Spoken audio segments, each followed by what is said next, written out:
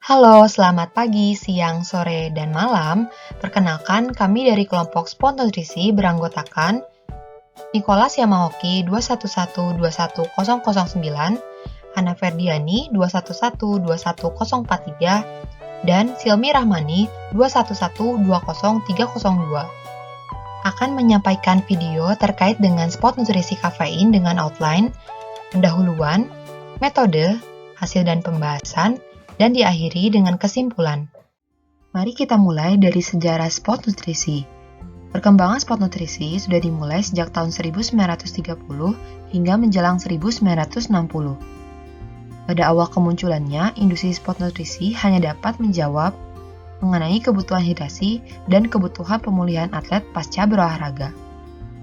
Seiring dengan terus berkembangnya sains spot nutrisi yang ditunjukkan dengan semakin banyaknya penelitian terkait, ini pengetahuan nutrisi bagi atlet dapat dicapai untuk berbagai tujuan dan beragam rekomendasi nutrisi juga bisa didapatkan. Kedepannya, industri spot nutrisi diprediksikan akan terus berkembang. Berdasarkan data yang dihimpun oleh Grandview Research, diprediksikan bahwa tren market spot nutrisi akan terus mengalami kenaikan sebesar 15,4% sejak tahun 2021 hingga menjelang tahun 2027. Dan didominasi oleh produk sport suplemen sebesar 69,1%. Peningkatan tersebut merupakan dampak dari terus meningkatnya jumlah individu yang mengikuti gaya hidup sehat, aktif, dan bugar pasca pandemi COVID-19. Setelah berbicara banyak soal sejarah spot nutrisi, pasti sudah terbayang bukan definisi spot nutrisi? Lalu apa itu spot nutrisi? Spot nutrisi merupakan studi, nutrisi, dan diet yang berkaitan dengan peningkatan kinerja atletik. Spot nutrisi ditujukan untuk atlet atau individu yang memiliki aktivitas yang tinggi, di mana tentunya kebutuhan energi dan nutrisi akan cenderung lebih tinggi dibandingkan dengan individu pada umumnya. Pada individu dengan aktivitas fisik yang tinggi, tentu saja kebutuhan energi dan nutrisi juga akan lebih tinggi, bukan? Dalam hal ini, asupan energi dan nutrisi bukan hanya harus dapat menunjang kesehatan, namun juga harus dapat cukup untuk mendukung kinerja, mencegah cedera, dan meminimalkan resiko kesehatan. Adapun jumlah dari kebutuhan asupan energi dan nutrisi dari setiap individu sangatlah bergantung pada beberapa faktor, di antaranya seperti intensitas aktivitas fisik, durasi, frekuensi, jenis aktivitas, dan kondisi lingkungan. Lalu, masih ingatkah Anda mengenai piramida makanan sehat yang menunjukkan jenis dan proporsi makanan yang baik untuk kesehatan? Sama seperti piramida tadi, spot nutrisi juga memiliki piramida yang menggambarkan berbagai kategori untuk mengkompensasi aktivitas fisik yang dilakukan oleh atlet. Piramida yang dimodelkan oleh Netherlands Nutrition Center ini dibagi menjadi 3 tingkat. Yang pertama adalah basic diet. Basic diet merupakan nutrisi basal yang sebenarnya harus dapat dipenuhi dan ditentukan terlebih dahulu. Pada umumnya, komposisi pada level ini telah direkomendasikan oleh ahli nutrisi. Jika basic diet makronutriennya tidak dapat terpenuhi, maka diperlukan sport-specific nutrition yang dapat ditambahkan pada diet atlet. Kemudian, pada bagian atas ini diwakili oleh penggunaan suplemen makanan atau ergogenic suplemen yang digunakan sesuai dengan tujuan kinerja atau performa yang diinginkan oleh atlet. Produk-produk spot nutrisi yang digunakan oleh atlet dapat dibagi menjadi 3 kategori. Yang pertama adalah sport food, yaitu produk yang utamanya dapat menunjang energi atau nutrisi atlet. Yang kedua adalah nutrien suplemen, merupakan produk untuk pengobatan atau pencegahan defisiensi. Yang ketiga adalah performance suplemen, yaitu produk yang menawarkan peningkatan kinerja dan performa atlet secara langsung setelah digunakan. Dari sini kami akan lebih mendalami salah satu sumber dari performance suplemen. Namun sebelumnya, tahukah Anda dari mana sajakah sumber-sumber performance suplemen yang bisa menjadi booster bagi atlet bisa didapatkan? Berdasarkan data penelitian yang dihimpun oleh Australian Institute of Sport, terdapat beberapa performance suplemen yang telah terbukti efektif, aman, serta komersil untuk digunakan oleh atlet. Yang pertama adalah bikarbonat. yang kedua adalah kafein, kemudian nitrat, kreatin, dan beta-alanin. Dari sumber-sumber sport suplemen tadi, senyawa kafein merupakan salah satu yang paling menarik untuk dibahas, bukan? Oleh karena itu, mari kita simak video berikut ini. Over 100,000 metric tons of caffeine are consumed around the world every year. That's equivalent to the weight of 14 Eiffel Towers. Most of this caffeine is consumed in coffee and tea, but it's also ingested in some sodas, chocolate, caffeine pills, and even beverages labeled decaf. Caffeine helps us feel alert, focused, happy, and energetic, even if we haven't had enough sleep. But it can also raise our blood pressure and make us feel anxious. It's the world's most widely used drug. So how does it keep us awake? Wah, sangat menarik ya jika kita dalami mengenai kerja dari kafein ini. Oleh karena itu, mari kita bahas lebih lanjut terkait dengan kerja kafein yang dihubungkan dengan variasi genetik dan performa anaerobik pada atlet pria. Pastinya hampir semua dari kita pernah mengkonsumsi makanan atau minuman yang mengandung kafein, bukan? Kafein merupakan suatu obat psikoaktif yang tidak mahal, mudah didapat, diterima secara sosial, dan legal untuk digunakan secara luas oleh masyarakat di seluruh dunia. Data menunjukkan bahwa 90% individu dewasa mengkonsumsi kafein dalam kehidupan sehari-hari. Nah, bagi mahasiswa sendiri, kafein juga sudah menjadi jajanan yang wajib. Lalu, kira-kira mengapa saat kita lelah namun harus mengerjakan tugas yang kita cari adalah kafein? Oke, efek dari kafein akan kita kupas lebih dalam kemudian. Nah, kafein sendiri merupakan senyawa alkaloid metilzatin C8H10N4O2 yang dihasilkan dari lebih dari 60 spesies tanaman sebagai hasil metabolit sekunder. Dari mana kafein bisa didapatkan? Seperti yang telah disebutkan sebelumnya bahwa secara alami kafein bisa didapatkan dari beragam jenis tanaman, seperti pada biji kakao, biji kopi, dan juga daun teh.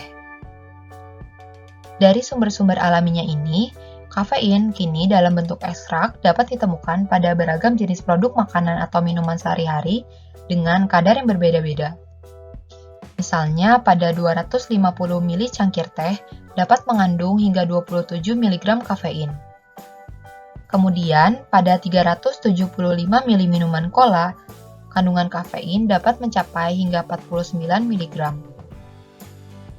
Pada 60 gram produk susu komersil, terdapat 8-16 mg kafein, dan pada 50 mg coklat, kandungan kafein mencapai 20 hingga 40 mg. Selain itu, pada 355 ml minuman berenergi, kandungan kafein dapat mencapai 35 hingga 50 mg. Dan terakhir, kandungan kafein paling tinggi ditemukan pada beragam jenis kopi komersil, di mana 350 ml cangkir kopi dapat mengandung 50 hingga 125 mg kafein. Sebagai mahasiswa, tentunya kafein bukan hal yang asing ya. Kafein ini boleh dibilang sebagai salah satu support sistemnya mahasiswa. Apalagi buat kita-kita yang deadliner. Kafein boleh jadi senjata yang ampuh untuk mencegah ngantuk selama bergadang mengerjakan tugas. Hal ini karena kafein merupakan zat yang dapat meningkatkan kinerja dan performa tubuh. Namun, bagaimana mekanisme kafein dalam meningkatkan kinerja tubuh? Bila ditinjau di level molekuler, kafein merupakan antagonis dari adenosin. Seperti yang kita ketahui, adenosin adalah molekul penyusun berbagai molekul penting di dalam tubuh, seperti DNA, RNA, dan ATP. Adenosin dihasilkan dari proses degradasi molekul-molekul tersebut. Ketika sel-sel tubuh melakukan aktivitas dengan intensitas tinggi, molekul ATP banyak didegradasi menjadi adenosin, sehingga adenosin tersebut dapat digunakan kembali sebagai building block dari molekul ATP yang baru. Nah, berkebalikan dari kafein, adenosin menurunkan performa dan kinerja tubuh. berikatan dengan reseptor adenosin pada daerah sinaps dari sel saraf, dan memberikan sinyal kepada otak berupa sensasi lelah dan ngantuk. Selanjutnya, otak memerintahkan organ-organ tubuh lainnya untuk menurunkan kerjanya. Nah, seperti yang kita dapat lihat dari struktur kimianya, kafein memiliki gugus yang serupa dengan adenosin, yaitu gugus yang heterosiklik. Dengan demikian, kafein dapat berikatan pula dengan reseptor adenosin. Pengikatan kafein dengan reseptor adenosin mencegah adenosin untuk berikatan dengan reseptornya. Jadi, bisa dikatakan bahwa kafein memblok interaksi adenosin dengan reseptornya. Padahal pengikatan kafein pada reseptor adenosin tidak menginduksi sinyal apapun. Akibatnya tidak ada sinyal lelah atau sleepy signal yang dikirimkan ke otak. Sehingga otak terus-menerus memerintahkan organ-organ tubuh yang lain untuk bekerja. Efek yang berkebalikan inilah yang menyebabkan kafein disebut sebagai antagonis dari adenosin. Pengikatan kafein pada reseptor adenosin meningkatkan pelepasan hormon dopamin dan serotonin. Seharusnya, bila adenosin berikatan dengan reseptornya, dopamin tidak dilepaskan ke sinaps. Namun, ketika reseptor adenosin diblok oleh kafein, dopamin menjadi dilepaskan ke sinaps. Dan seperti yang kita ketahui, dopamin dan serotonin merupakan neurotransmitter yang memberikan sensasi nyaman, bahagia, serta meningkatkan kinerja tubuh.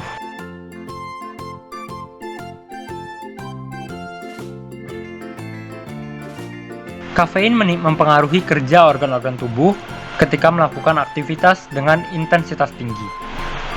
Seperti yang sudah dibahas, kafein menekan sinyal lelah dan ngantuk pada otak sehingga meningkatkan wakefulness dari seseorang. Kafein juga menyebabkan vasokontraksi dari pembuluh darah sehingga meningkatkan laju aliran darah. Juga kafein meningkatkan laju pernafasan dan meningkatkan metabolisme tubuh dengan cara meningkatkan lipolisis jaringan lemak, meningkatkan uptake glukosa oleh sel tubuh, dan juga konversi glikogen yang disimpan di dalam hati menjadi glukosa untuk digunakan sebagai sumber energi bagi tubuh melakukan aktivitas.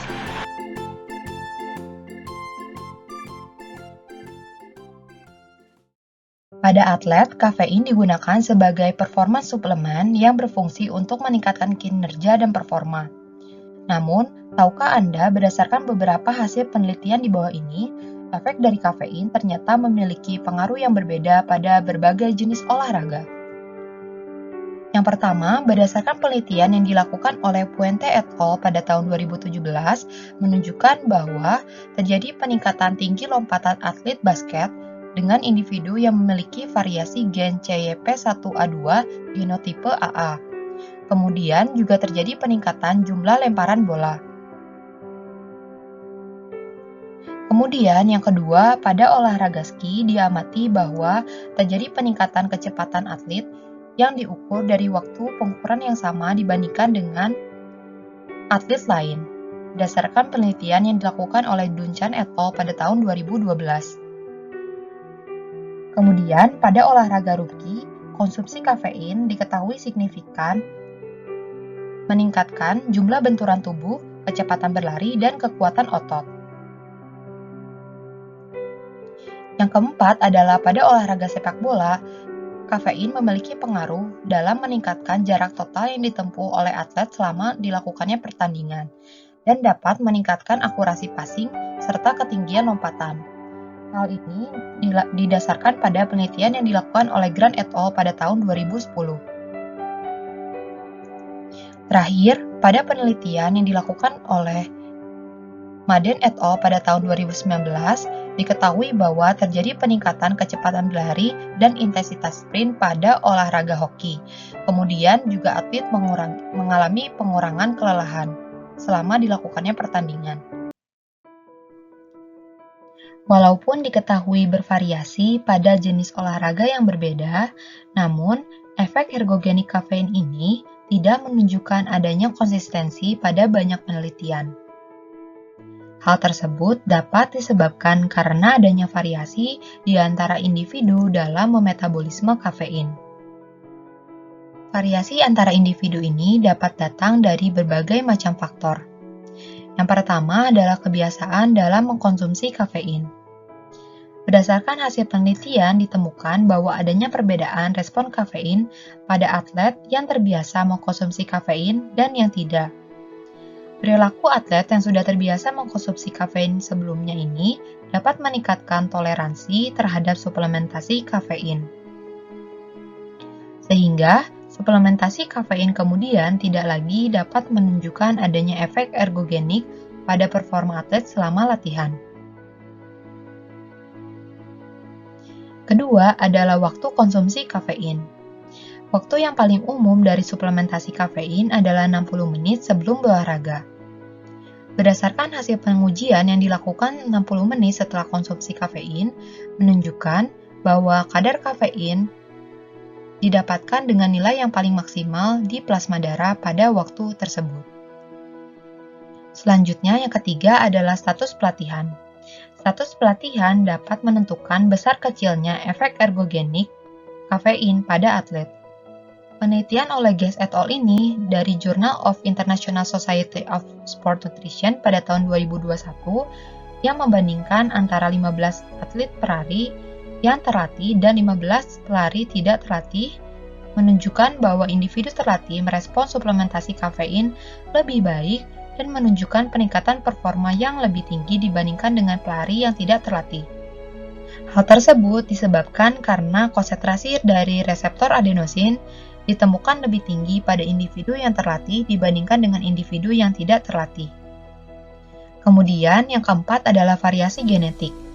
Variasi genetik merupakan faktor yang paling utama dalam menyebabkan respon kafein bervariasi di antara individu. Variasi genetik akan mempengaruhi bagaimana cara kita menyerap, memetabolisme, memanfaatkan nutrisi, serta interaksi antara gen dan diet, yang juga akan mempengaruhi jalur metabolisme yang relevan dengan kesehatan dan kinerja atlet. Penelitian yang dilakukan menunjukkan bahwa adanya perbedaan respon individu terhadap kafein. Ini sudah banyak dilakukan. Salah satunya adalah variasi dari gen CYP1A2 misalnya. Nah, variasi dari gen ini akan menentukan bagaimana proses metabolisme, sensitivitas, dan respon terhadap kafein. Berdasarkan penelitian yang dilakukan oleh Guest et al. Ini, efek kafein pada pesepeda dengan genotipe AC dan CC tidak menunjukkan adanya peningkatan performa. Hal ini karena genotipe AC dan CC memiliki metabolisme kafein yang lebih lambat dibandingkan dengan individu dengan genotipe AA yang menunjukkan adanya peningkatan respon terhadap kafein dan adanya peningkatan performa kinerja pada atlet pesepeda. Nah, setelah kita mengetahui bahwa ternyata tiap orang memiliki respon yang berbeda meskipun telah mengkonsumsi dosis kafein yang sama, di sini kami akan menjelaskan sedikit lebih jauh kenapa hal itu bisa terjadi. Jadi, dilihat dari sisi genetik antar individu, berikut ini merupakan 14 SNP ini dalam 9 gen yang terkait dengan metabolisme kafein dan atau respon individu terhadap kafein yang telah dilaporkan dalam penelitian-penelitian sebelumnya. Pertama, adanya variasi genetik antar individu mampu memberikan respon yang berbeda terhadap kafein. Mengapa? Seperti telah dijelaskan sebelumnya bahwa kafein memiliki gugus yang sama dengan adenosin, sehingga ketika seseorang mengkonsumsi kafein, maka reseptor adenosin ini akan berikatan pula dengan kafein.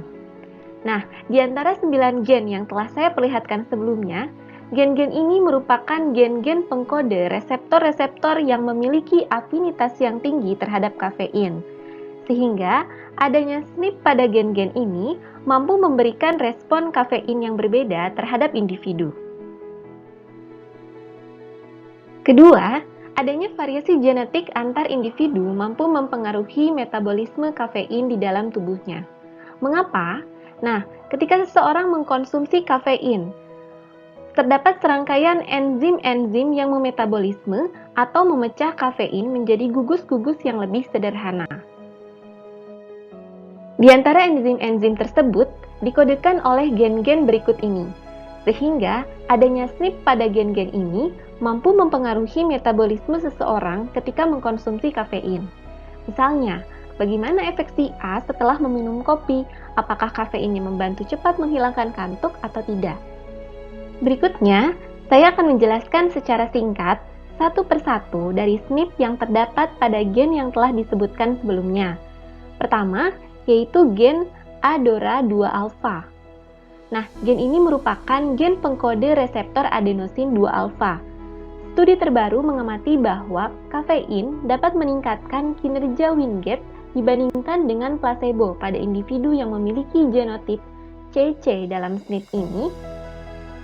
Kedua, yaitu gen ADRA2-beta. Gen ini merupakan gen pengkode reseptor alfa 2-beta. Reseptor ini sangat sensitif terhadap epinefrin yang impaknya dapat mengurangi aliran darah koroner. Kadar epinefrin terbukti akan meningkat dalam plasma darah ketika individu mengkonsumsi kafein. Ketiga, yaitu gen ADRA2-beta2 yang merupakan gen pengkode reseptor beta 2 yang juga sensitif merespon epinefrin.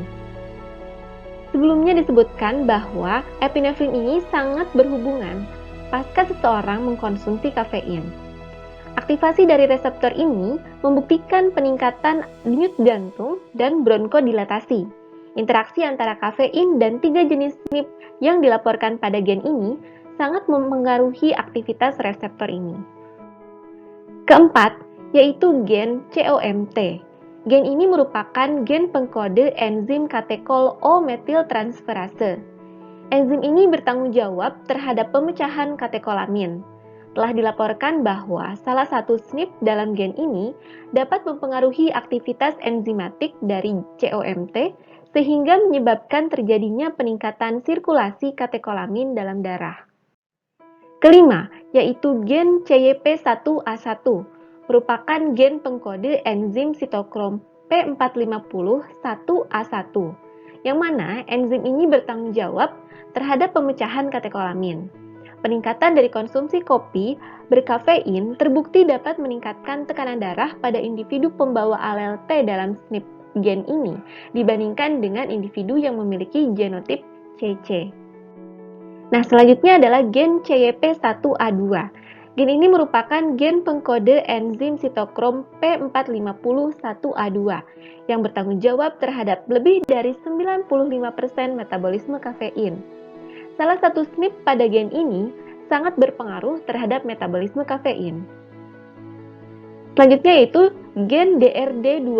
Gen ini merupakan gen pengkode reseptor dopamin D2 yang bertanggung jawab atas regulasi dopamin di sistem saraf pusat.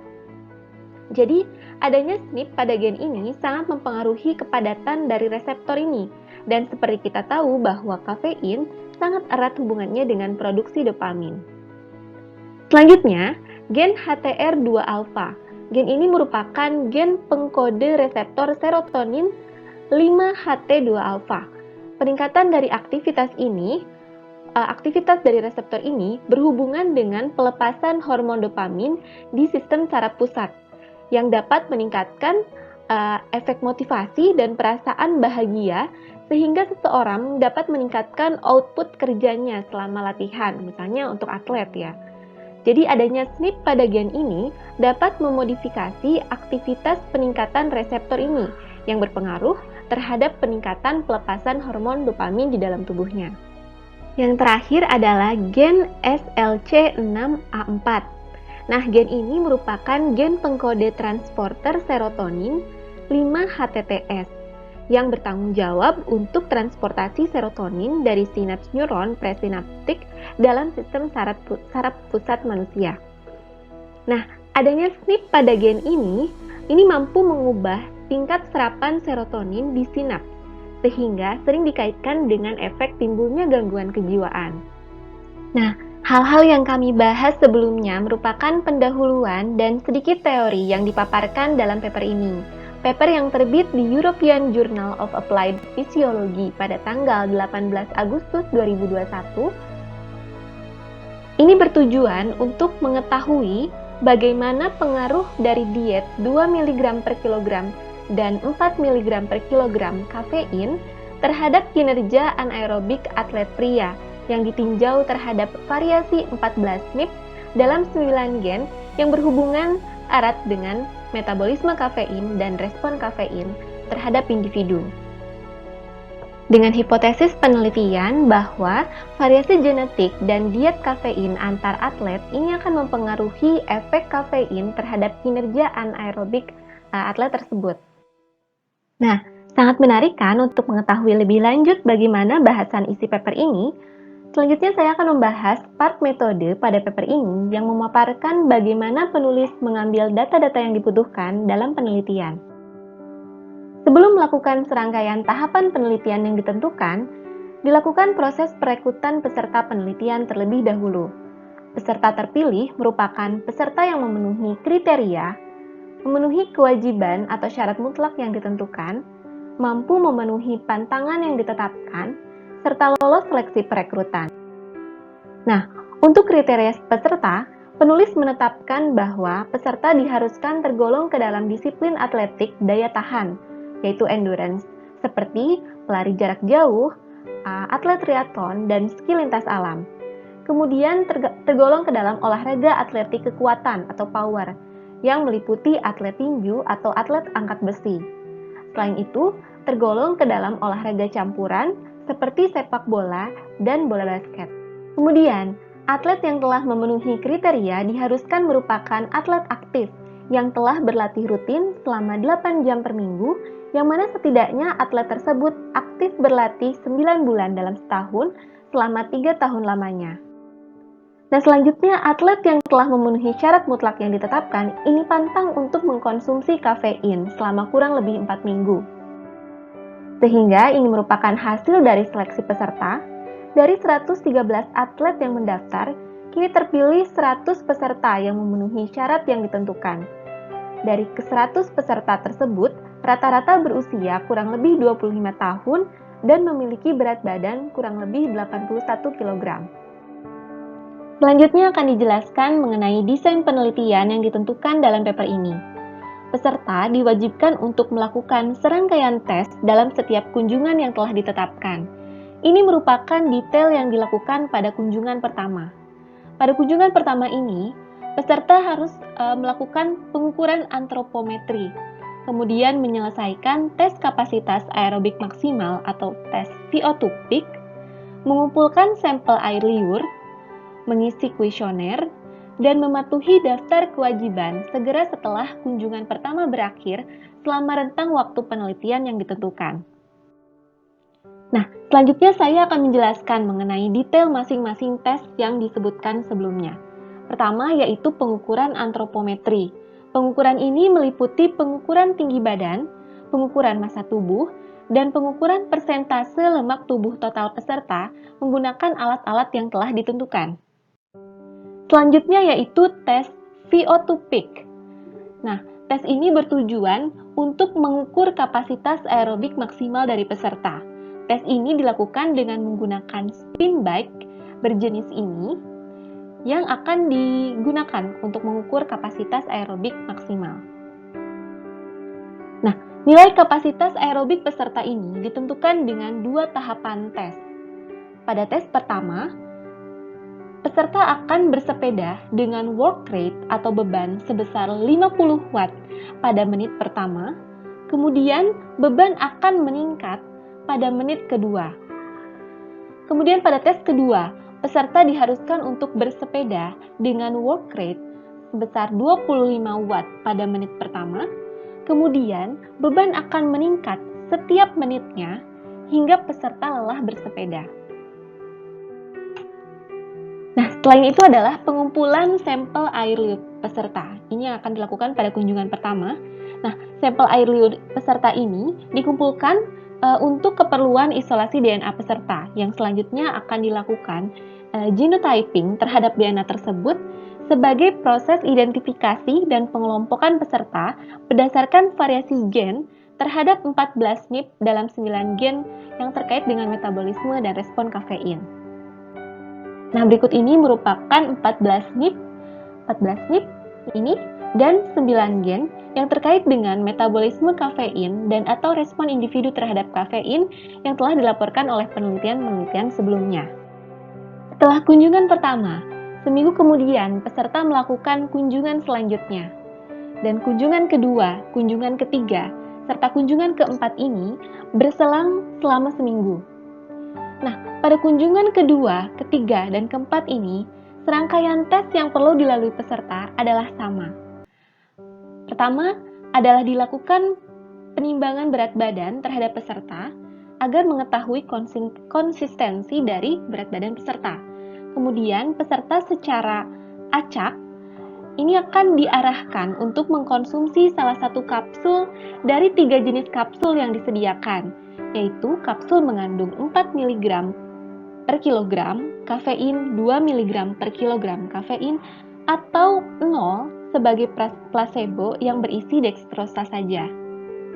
Kemudian setelah mengkonsumsi kafein atau mengkonsumsi kapsul yang telah disediakan, peserta diharuskan untuk beristirahat selama 25 menit dengan tidak melakukan aktivitas apapun. Nah, kemudian setelah 3 menit dan 20 menit pasca mengkonsumsi kapsul, ini dilakukan pengukuran tekanan darah terhadap peserta. Setelah 25 menit berakhir, kemudian dilakukan pemanasan. Peserta diwajibkan untuk bersepeda santai selama 5 menit dan juga peregangan dinamis selama 2 menit. Setelah melakukan pemanasan, kemudian dilakukan pengujian aktivitas, yaitu tes Wingate atau disingkat WANT untuk mengetahui variabel-variabel yang akan ditentukan untuk kebutuhan penelitian. Tes WANT atau Wingate Anaerobic Test merupakan pengujian yang akan menyoroti kinerja atlet pada metode penelitian ini. Hasil tes ini sangat menentukan pembahasan dari penelitian. Tes WANT dilakukan pada one bike dengan spesifikasi Monarch Ergonomic 894E. Output atau variabel WANT yang akan diambil ada 3. Pertama adalah peak power, yaitu daya terbesar yang diperoleh pada 5 detik pertama selama 30 detik pengujian. Kemudian yang kedua adalah average power, yaitu daya rata-rata yang diperoleh selama 30 detik pengujian. Yang terakhir adalah fatigue index atau indeks kelelahan yang didapatkan dengan perhitungan berikut ini, yaitu peak power dikurangi lowest power output berbanding dengan peak power, kemudian dikali 100%. Nah, output dari tes ini akan direcord secara otomatis dalam software Monarch Anaerobic Test Software.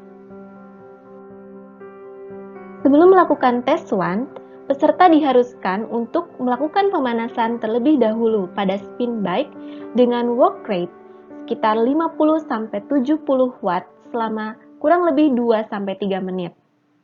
Selanjutnya, peserta akan berganti ke one bike untuk melakukan tes Wingate ini. Pertama, peserta mengayuh pedal sepeda sekuat tenaga secepat mungkin selama 30 detik pertama, sehingga nantinya variabel WANT berupa peak power, average power, dan fatigue index ini didapatkan. Kemudian, peserta mengayuh sepeda dengan kecepatan rendah selama 30 menit setelah melakukan tes WANT selama 30 detik tadi. Ini bertujuan agar asam laktat yang dihasilkan otot peserta ini dilepaskan ke aliran darah. Kemudian, kadar asam laktat ini diukur secara berkala, yaitu dengan melakukan pengambilan darah menggunakan finger prick test untuk mengukur konsentrasi asam laktat dengan lactose code 4. Nah, pengukuran asam laktat ini dilakukan setelah 2 menit pasca tes, kemudian 20 menit pasca tes, dan setiap 5 menit hingga konsentrasi laktat dari peserta ini mencapai kurang dari 2,5 mmol per liter. Nah, setelah mendapatkan data-data dari desain penelitian tersebut, data-data yang telah diperoleh akan dilakukan analisa secara statistik.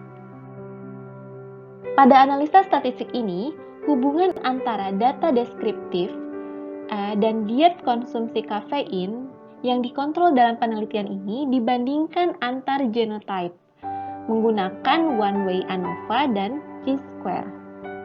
Kemudian, data-data berupa variabel one dan diet kafein terkontrol ini pun dibandingkan dengan genotype antar individu atlet menggunakan pendekatan linear mixed effect model, kemudian Bonferroni adjustment, dan do not multiple comparison post hoc analysis.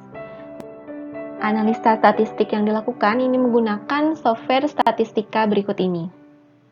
Mari kita lihat hasil dari penelitian tersebut.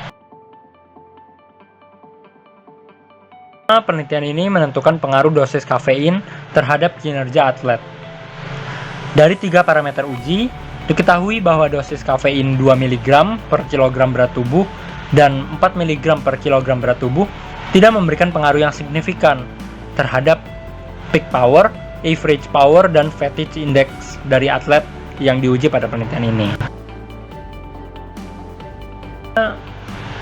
Ditentukan juga pengaruh SNP terhadap kinerja atlet.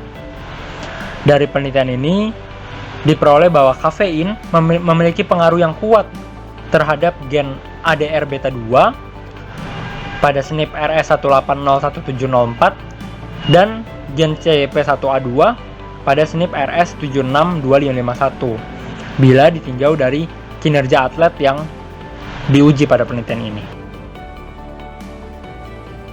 Hasil uji statistik menunjukkan bahwa kafein memberikan pengaruh yang signifikan hanya terhadap gen CYP1A2 dengan SNP RS762551 bila ditinjau dari kinerja atlet, yaitu lebih tepatnya average power.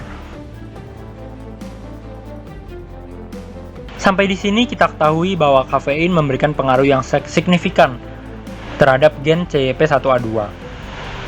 Nah, gen CYP1A2 merupakan gen yang banyak diekspresikan di dalam sel-sel hati yang mengkode enzim sitokrom P450-1A2. Salah satu enzim yang berperan dalam memetabolisme kafein.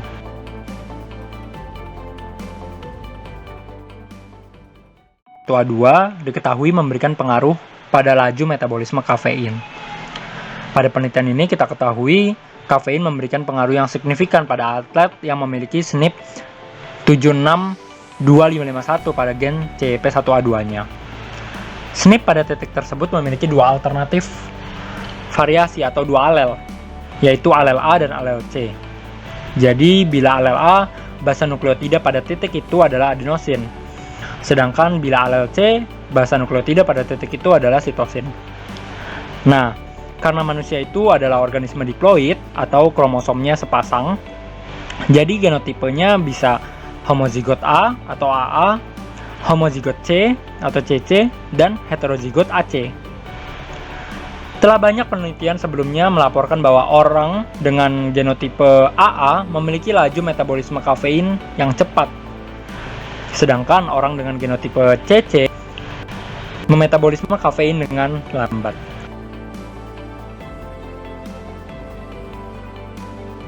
Bila dulu orang menggunakan rekomendasi umum, ya contohnya ini, jumlah kafein yang aman untuk dikonsumsi perharinya adalah 400 mg atau setara dengan 4-5 cangkir. Nah, sekarang kita tahu bahwa berdasarkan gen CYP1A2-nya, setiap orang dapat dikelompokkan sebagai fast metabolizer atau slow metabolizer, di mana kedua kelompok tersebut berbeda kadar kafein yang aman untuk dikonsumsinya.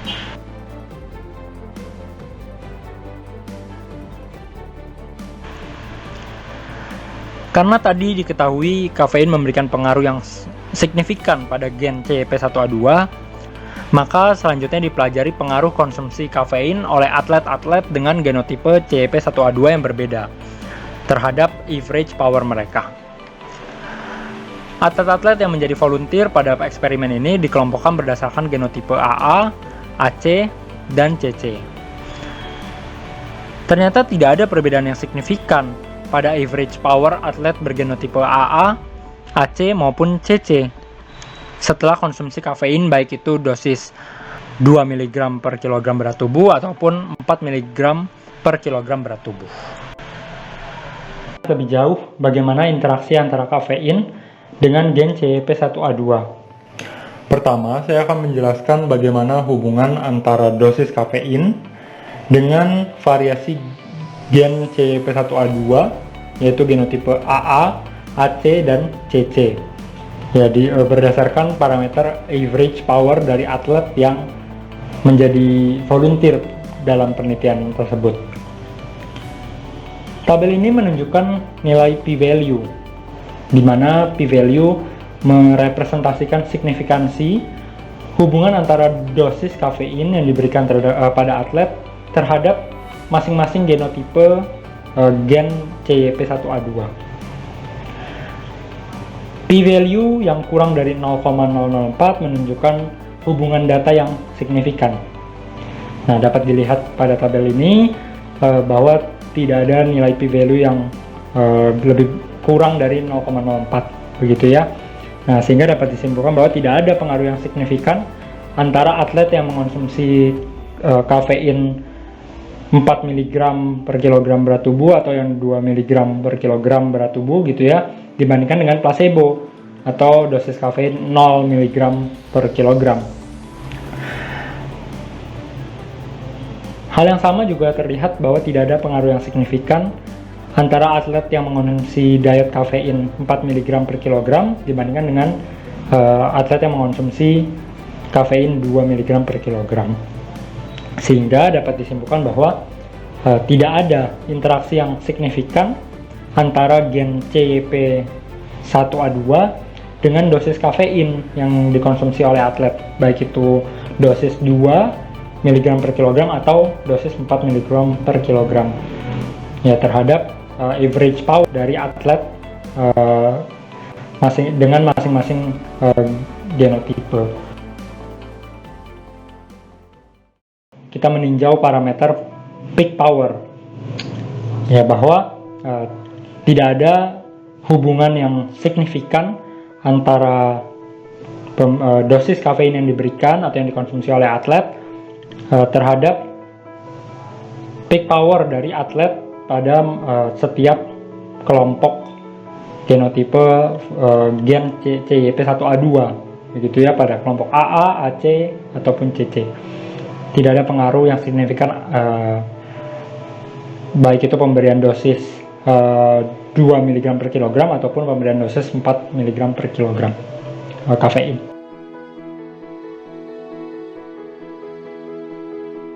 Sama juga diperoleh bila kita meninjau parameter fatigue index dari atlet yang menjadi volunteer pada penelitian ini, bahwa tidak ada hubungan yang signifikan antara dosis kafein yang diberikan, baik itu 2 mg per kilogram ataupun 4 mg per kilogram kafein terhadap performa fatigue index dari atlet, baik itu pada kelompok genotipe AA, AC maupun kelompok genotipe CC.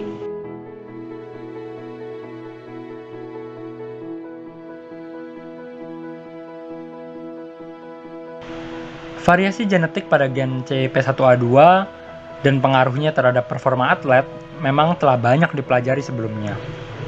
Sebagai contoh, Puente dan kawan-kawan tahun 2018 melaporkan bahwa gen CYP1A2 tidak berpengaruh signifikan terhadap ergogenik atlet bola basket. Sedangkan Munoz dan kawan-kawan pada tahun 2020 menemukan bahwa variasi pada gen CYP1A2 meningkatkan efek ergogenik pada atlet bola tangan profesional. Selain gen CYP1A2, sebetulnya variasi genetik pada gen-gen lain yang terlibat dalam metabolisme kafein juga telah dipelajari. Kita sudah melihat bahwa alel C dari gen CYP1A2 menurunkan laju metabolisme kafein. Ada juga alel C dari gen ADORA2A meningkatkan resiko insomnia akibat konsumsi kafein. Seperti yang sudah disinggung sebelumnya, gen ADORA ini merupakan gen yang mengkode reseptor adenosin. Ada juga alel A dari gen ADA yang menurunkan enzim pendegradasi adenosin. Nah, gen ADA ini mengkode enzim yang mendegradasi adenosin. Dari penelitian ini dapat ditarik kesimpulan. Pertama, kafein tidak memberikan pengaruh yang signifikan terhadap performa anaerobik atlet pria, berdasarkan 3 parameter yang diuji pada penelitian tersebut. Kedua, seluruh SNP pada gen-gen yang dipelajari tidak mempengaruhi metabolisme kafein pada atlet pria yang diuji pada penelitian ini, kecuali gen CYP1A2 dengan SNP RS762551. Dan yang ketiga, kafein tidak memberikan pengaruh yang signifikan terhadap ketiga genotipe gen CYP1A2 SNP RS762551, yaitu genotipe AA, AC, maupun CC. Penelitian tersebut memiliki beberapa keterbatasan. Yang pertama, penelitian tersebut hanya melibatkan atlet pria. Padahal jenis kelamin dapat menjadi confounding factor yang juga mempengaruhi metabolisme kafein selain genotip.